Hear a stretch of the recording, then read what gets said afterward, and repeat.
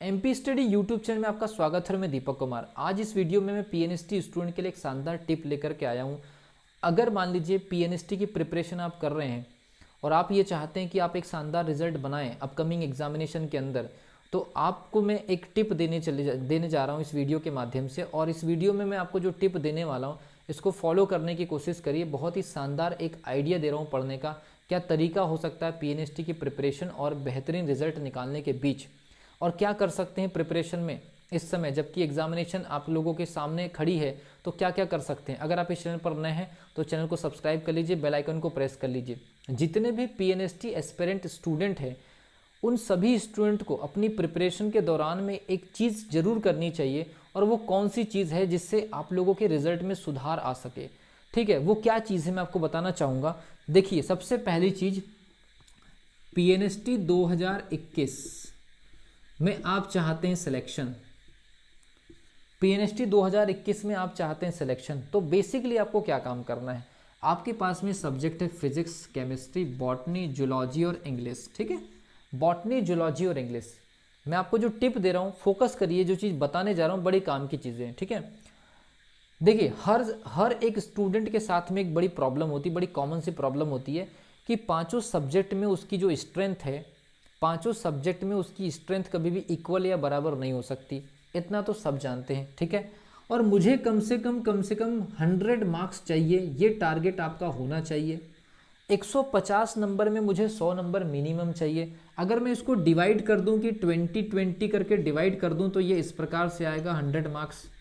ठीक है, वो भले एक्यूरेसी से गिर करके बाद में 90 हो जाए, लेकिन आपका एक टारगेटेड जो होगा मार्क्स होंगे पर्टिकुलर सब्जेक्ट में, वो इतने होने चाहिए कि 150 नंबर का पेपर है, हमको 100 नंबर तो लाने ही है। तो इक्वली अगर मैंने डिवाइड कर दिया, अब आप ये जानते हैं कि हर स्टूडेंट की आपकी जितनी भी स्ट्रेंथ होती है वो हर सब्जेक्ट में बराबर नहीं हो सकती। तो आपको क्या करना चाहिए, आपके पास में 5 सब्जेक्ट हैं, तो 5 सब्जेक्ट में से कोई 3 सब्जेक्ट को आपको अपने रेडार में लेना पड़ेगा। आपको उसके ऊपर ज़्यादा टारगेटेड स्टडी करनी पड़ेगी। पीएनएसटी का यही एक सबसे बड़ा खेल है सिलेक्शन का, कि कुछ सब्जेक्ट आपको एग्जामिनेशन में धोखा दे देते हैं। और वो कौन कौन से सब्जेक्ट हैं। एक तो फिजिक्स आपको धोखा दे सकता है। याद रखिए, ये जो सब्जेक्ट है बायो साइंस वालों के लिए वैसे भी बहुत बड़ी प्रॉब्लम है इसमें, क्योंकि कैलकुलेशन इसमें बहुत स्ट्रांग डिमांड करता है।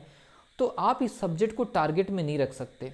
सबसे पहली चीज़, ये मेरा पर्सनल एक सुझाव या पर्सनल टिप मान करके चलिए कि आपको 5 सब्जेक्ट में से कोई 3 सब्जेक्ट को टारगेट में लेने पड़ेंगे। और मैं आपको बता दूं कि फिजिक्स और केमिस्ट्री में स्कोर को लेकर के प्रॉब्लम हमेशा बनी रहेगी आपके पास। ठीक है, तो अगर मान लीजिए कि अगर यहाँ पर कुछ ऐसा हुआ कि आपके इस पर्टिकुलर जगह पर केवल 15-15 नंबर ही बने, केवल 15-15 नंबर ही बने, तो एक एक सब्जेक्ट पर आपका जो बर्डन आ जाएगा वो 5-5 नंबर मिलाकर के 10 नंबर का बर्डन आ जाएगा। और उस 10 नंबर की रिकवरी करने के लिए बचे हुए 3 सब्जेक्ट के ऊपर बर्डन आ जाएगा। इसका मतलब है कि मुझे लगभग एक सब्जेक्ट में 23, एक सब्जेक्ट में 24 और एक सब्जेक्ट में 23 नंबर लाने पड़ेंगे। ठीक है, 23 नंबर लाने पड़ेंगे या 24 नंबर लाने पड़ेंगे, या किसी सब्जेक्ट में 23 नंबर लाने पड़ेंगे। मतलब उधर का जो नुकसान हुआ है उसकी रिकवरी करने के लिए कौन से विषय पर आप टारगेट कर सकते हैं। तो मैं आपको बता दूं, हमेशा ही 5 सब्जेक्ट को इक्वली आप नहीं कर पाएंगे, इसीलिए कोई 2 या कोई 3 सब्जेक्ट आपके 20+ जाने ही चाहिए।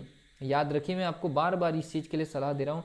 अगर आपको सिलेक्शन लेना है, आप प्रिपरेशन करिए, कोचिंग करिए, टेस्ट लगाइए, किसी के भी गाइडलाइंस में पढ़िए, कोई प्रॉब्लम नहीं है। लेकिन स्पेशली कई मार्कशीट देखने के बाद मुझे ये चीज़ समझ में आती है कि कई प्रकार के मार्कशीट को देख करके एक एनालिसिस मैंने निकाला है कि पांचों सब्जेक्ट में आप इक्वली स्कोर नहीं कर सकते, और पांचों सब्जेक्ट में फिजिक्स और केमिस्ट्री हमेशा एक सस्पिशियस सब्जेक्ट रहता है यहाँ पर, कि ये जो दोनों सब्जेक्ट है आपको एग्जामिनेशन हॉल में दिक्कत पैदा कर ही देते हैं। कुछ स्टूडेंट ही होते हैं जिनके साथ में ऐसी कोई जेन्युइन प्रॉब्लम नहीं होती है, लेकिन ज़्यादातर 95% से भी ज़्यादा स्टूडेंट के साथ में ये दोनों सब्जेक्ट गेम कर देंगे, धोखा दे देंगे आपको। तो पहले से ही तैयार होकर के जाइए कि मुझे 3 सब्जेक्ट को टारगेट में रखना है या रेडार में लेना है, क्योंकि वो तीनों सब्जेक्ट इन दोनों सब्जेक्ट की भरपाई करेंगे, रिकवरी करेंगे। अगर आप एग्जामिनेशन में किसी भी नुकसान से रिकवरी के लिए तैयार है तो आपका सिलेक्शन कोई नहीं रोक सकता है। लेकिन अगर आप हर सब्जेक्ट में पिछड़ते चले गए कि भाई सबको बराबर पढ़ने के चक्कर में सबको बराबर पढ़ने के चक्कर में आप जो है 5 में से 3 सब्जेक्ट में पिछड़ गए, और जिसमें आपका ठीक ठाक अगर मान लीजिए थोड़ा सा परफॉर्मेंस था और वो सब्जेक्ट अगर उल्टे सीधे अगर आ गए तो फिर आप 5 सब्जेक्ट में पिछड़ जाएंगे, तब आपके स्कोर 60 नंबर से ज़्यादा नहीं जाएगा। इसलिए आप लोगों से स्पेशल रिक्वेस्ट है कि कोई टीचर कितना अच्छा पढ़ा रहा है वो मैटर नहीं है, मैटर इस चीज़ का है कि आपका कौन से सब्जेक्ट में ज़्यादा इंटरेस्ट और कौन से सब्जेक्ट में आपकी स्पीड है और कौन से सब्जेक्ट में आपकी दिलचस्पी ज़्यादा है, वो कम से कम 3 होना चाहिए 5 में से। अगर ये चीज़ें हैं और आपकी प्रिपरेशन इस लेवल पर अगर चल रही है तो कोई 3 सब्जेक्ट में अगर आपने 20 कर भी लिए या कोई 3 सब्जेक्ट में आपने 18 प्लस भी कर लिए और कोई 2 सब्जेक्ट का स्कोर अगर गिर भी गया तो मेरा ये मानना है कि आपका सिलेक्शन फाइनली हो जाएगा। इसलिए 5 सब्जेक्ट को इक्वली मार्क्स जरूर है, लेकिन इक्वली आप कभी भी मैनेज नहीं कर पाएंगे। तो कोई 3 सब्जेक्ट 20 प्लस का टारगेट लेकर के चलिए, और जो 20 प्लस के टारगेट में नहीं आ पा रहे हैं, और ऐसा होगा ही और ऐसा होता ही है, जो 2 सब्जेक्ट 20 प्लस के रेडार में नहीं आ पा रहे हैं उनको सिलेक्टेड तरीके से पढ़िए, उनके कुछ पॉइंट टू पॉइंट टॉपिक पढ़िए, ताकि अगर एग्जामिनेशन में आ जाए तो हो जाना चाहिए, और अगर नहीं आए तो अनुमान से या अप्रॉक्सीमेशन लगा करके टिक करके आगे निकल लेंगे। क्योंकि स्पीड का भी बड़ा खेल है, 120 मिनट में 150 क्वेश्चन आपको सॉल्व करने होते हैं। ये पूरी प्लानिंग जो है आपको एग्जामिनेशन के 1 से 1.5 महीने पहले कर लेनी चाहिए। लास्ट टाइम आपकी जो प्लानिंग है वो कोई काम नहीं आती है, ठीक है। तो आई होप आपको समझ में आया होगा कि कैसे प्लानिंग करनी है और कैसे किसी 2 से 3 सब्जेक्ट को 20 प्लस का बनाना है, और जो नहीं बन रहे उसमें सिलेक्टेड पढ़ के जाना है। आई होप आपको समझ में आएगा। मिलता हूँ अगली वीडियो में, तब तक के लिए wish you all the best.